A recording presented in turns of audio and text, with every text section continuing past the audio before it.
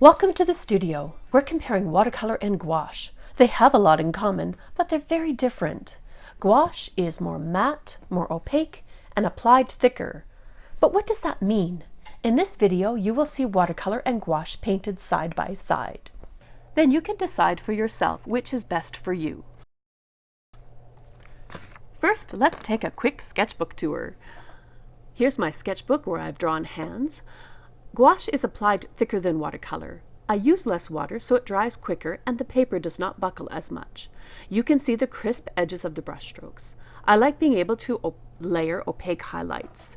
Faces and portraits are fun to try. And gouache is great for blending and layering. It can easily be worked even when it's dry. So corrections can be made to features and edges could be softened and blended. Gouache is matte and non-reflective. The background was painted with a little bit of acrylic, so you can see the top corner flash back a little. The gouache part is matte. It's easy to photograph, making it great for sharing in social media and videos. Holbein makes two kinds of gouache. Holbein acrylic gouache is acrylic gouache. It means it's waterproof when it dries. Save those for later. In this video, I'll be using Holbein artist gouache. Careful, all the tubes look the same, so make sure you read G for gouache and W for watercolor. Finished watercolors mar easily. The Strathmore field books are ideal for gouache. Bound books keep the art protected until framing. For brushes, choose short-handled watercolor brushes. I like Da Vinci Forte brushes. They're a little firmer for gouache. Holbein gold brushes are softer for watercolors. Short-handled brushes work best. Masking fluid may be used with watercolor when you need to protect the white of the paper. You can use masking with gouache as well, but it's easier just to add the white paint with white highlights. I will try to keep the project separate by using gouache on the right-hand side. My colors for gouache are permanent white, lemon yellow, carmine red, and Prussian blue. On the top ceramic palette are watercolors: Prussian blue, opera pink, and imidazolone yellow. I use an ice cube tray for water. I can clean my brushes and grab fresh water quickly to avoid contaminating my colors. Here's two brushes again.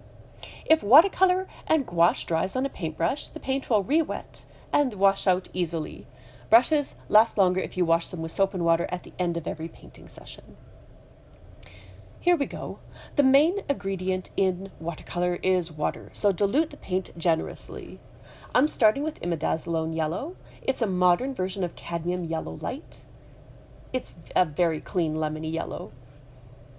Opera pink is the pinkest and most intense of the quinacridone family. It's almost a fluorescent fuchsia. It makes a beautiful electric orange. I really enjoy using it. With masking fluid protecting the white of the paper, I can freely doodle in the orange. On the right-hand side, I will grab some gouache. Switching back and forth between the two mediums proved tricky. I realized I diluted my gouache way too much and had to blot off some of the water. Oops, now I've grabbed way too much carmine, so I have to wipe off the excess. Watch as I take more yellow. I just tap the corner of the red color. Some beginners would try to put yellow right into that big puddle of red. Don't! Just take a little corner of red. It is best to gradually add a little red to make orange, with much more control than trying to add a whole bunch of yellow to that big puddle of red. Perhaps people stress a little too much about finding the perfect primaries. Perfection is not as important as the adventure. Try a few different reds, try a few different blues. Come up with your favorite mixes, then your art will look unique. It will be your style and your palette. So whether it's opera pink or carmine, it matters not. You're going to get an orange. I demonstrate later in the video a couple of bits about these two different reds. You will have more power in your color mixing repertoire. In watercolor, there are a couple of ways to lift the color to bring back the white. One is to dab it with a bit of dry paper towel. You can see I have brought back a highlight on the body of the bird.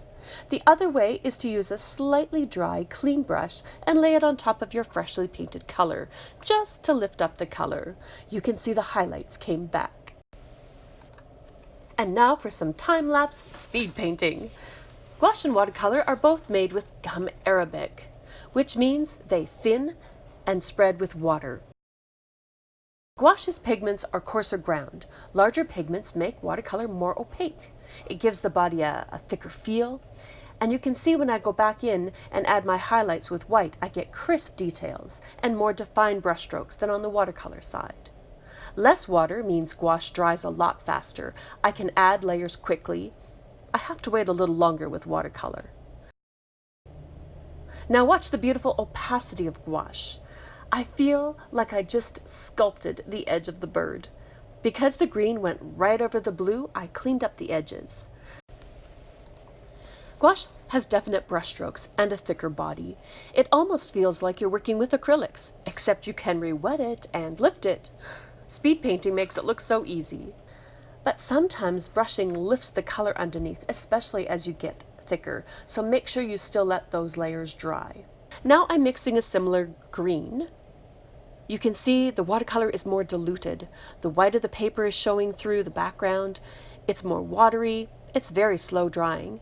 As I put my brush strokes down, see how the edges soften and the color diffuses? On the gouache side, I had much more controlled brush strokes. Let's take a close look. On the watercolor side, the paper is glowing through. The brush strokes are visible even under the layers. On the gouache side, basically whatever I painted last is sitting on top. That's what you see. The top brush strokes cover over the previous background. In general, you're painting with water, you're painting with similar brushes, but it looks quite different. Well, this bird appears proud of himself, doesn't he? Look at me, I'm painted in gouache. A rubber cement pickup is the best way to remove masking. You won't damage the paper or smear the paint. We did a video just on masking fluid. You can look it up and learn more. Color shift happens in both paints. Watercolors dry lighter. In gouache, the lights dry darker and the darks dry lighter. So practice painting a little higher contrast in gouache. Here's a close-up look of the white of the paper glowing through the watercolor. That's where the whites come from in watercolor, the white of the paper. In gouache, the white can be applied on top of the paint. It's white paint that gets you your white. Both gouache and watercolor can be re-wet and reused even after they're dry on the palette. Let's make a black using these two very different reds. I usually tell beginners not to buy black, but to learn how to mix it from the primaries. Yes, bright yellow, bright blue, and bright red will make a black. Opera pink will make a dynamic purple by adding Prussian blue. To make it black, choose purple's complementary color, yellow. Mix away until you get a neutral. Look, we made a black. Now let's go back above. It looks a little greenish, so I'm going to grab a complementary color, red. Keep mixing back and forth until we get the perfect black. It's a little game called See a Color? Add its complement. This red is too warm. It's not cool enough to make a good purple with Prussian blue, so we will get a neutral black very quick. Let's paint it on the white page. You can see it is an interesting black called a chromatic black. Gouache has such nice covering ability. It's easy to get smooth coverage even if you haphazardly paint across the page. Opera pink is very pink. It's cool. It's going to make a vibrant purple. I will add more yellow. Watercolor is transparent. The white of the paper will go through and lighten the black. It's going to take a second layer to make a good solid black in watercolor. Are you seeking flat, even paint coverage without brush strokes? Pick gouache. It has a nice covering ability and it can create flat, even surfaces. Opera pink is in the primary magenta family. Often people are shocked when I suggest magenta is a primary. What about fire engine red? Well, if I can mix a fire engine red, is it really a primary? Watch this. Add a bit of yellow, add a bit more yellow. We're getting red. Watch this. I'll put it on the paper and you can see it's a bright red. But remember, it came from magenta. I encourage you to try Holbein Opera Pink or any version of Quinacridone Magenta. It's pretty fun. Wait, there's more. Let's illustrate a few more techniques that differ between gouache and watercolor. Up top, we're going to paint a bit of yellow, and then we're going to add a bit of the red down below. And you'll see I'm getting really controlled brush strokes, and even though I'm applying red right up against that wet yellow, I'm not getting too much feathering. When I do the same thing in watercolor, so we're going to put the yellow down. Now when we come in with the pink color, you'll see when the pinkish red touches the yellow, it's going to blur, it's going to kind of feather. The edge won't be as crisp as we got in the gouache. Let's try that wet and wet technique again, only this time we'll do it as layering. So I'm going to put some nice yellow gouache down and dash in some green above it, and you'll see that the color sat on top and didn't diffuse too much. So even when wet, the color flow stops a bit in gouache.